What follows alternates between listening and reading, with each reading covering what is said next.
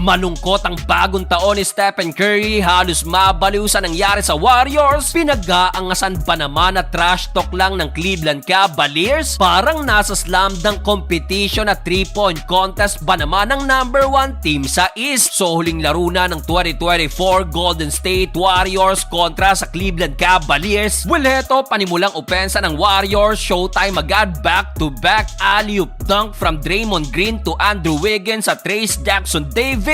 Aga ring nagparamdam ni Dennis Schroeder matapos kumana ng 5 straight points. Napabuhat naman agad sa Cleveland si Darius Garland at Donovan Mitchell na agad nagtala ng combined 14 points. Nagpakita agad ng angas si Garland, may pa-flex sa trash talk kay Draymond Green sa kanyang end 1. First 2 points naman ni Stephen Curry galing sa kanyang layup, sinagasaan ng depensa ng Cavaliers. Caris LeVert off the bench, tinabla agad ang talaan sa kanyang corner 3-pointer. Binawi nga lang agad yan ni Moses Moody, abante ng isang Warriors 26-27. Second quarter, tila bumangga sa pader si Draymond Green sa binigay na hard screen ni Niang. Fired up si Dre, napaawat na lang tuloy ang both teams. Matapos yan, grabing alat ang inabot ng parehong team. Nangangalahati ng second quarter, tag-isang basket pa lang ang nagagawa ng Cleveland at Golden State Warriors. Pati si Stephen Curry, napapailing na lang, shooting 1 of 6 sa field at 0 of 4 naman sa 3-point range. Off the bench, gandang balasa ng Cleveland. Ty Jerome, former Warriors, mainit na kumana ng 8 straight points with 2 3-point shot. Tulad ni Garland, nagpakita rin ng angas si Jerome, 2 small gesture sa harap ni Dennis Schroeder. Matapos yan, Jonathan Kuminga nang gigil na sa kanyang one-handed slam, pero natapos ang first half. Abante ng 8 ang Cleveland Cavaliers, low scoring ball game 46-38. Start of the third quarter, Draymond Green to Trayce Jackson-Davis and 1, pero matapos yan, right away dito na nag-init si Donovan Mitchell na nagpakawala ng 3 straight 3-pointer. Nasundan pa yan ng another 3-point shot mula naman kay Evan Mobley at dito na magabiglang tambak sa 17 points 58-41. Well, after timeout, di patapos ang Cleveland. Another 3 straight 3-pointer mula kay Dean Wade, Mobley at Spida Mitchell. Anyari sa Warriors, pati itong 3 straight attempt ni Draymond Green ayaw kainin ng rim. Halfway mark nang finally napangiti na rin si Stephen Curry dahil pumasok na rin ang kanyang back-to-back 3-pointer. Kaso nabaliwala lang din yan dahil kay Darius Garland na kumana ng 5 straight points. Nag-showtime pa si Jarrett Allen sa kanyang one-handed throwdown. Pero kahit papano, naibaba pa rin naman ng Warriors ang lamang sa 18 points, 83-65. Fourth and final quarter, grabe ang Cleveland Cavaliers na natiling mainit ang outside shooting. Another 3 straight 3-pointer. Well, trailing pa rin ang Warriors ng malaki. Another 3-pointer para kay Stephen Curry. Pero halfway mark, sumuko na ang Warriors at nilabas na ang mga starters sa uli. Panalo pa rin ang Cleveland Cavaliers.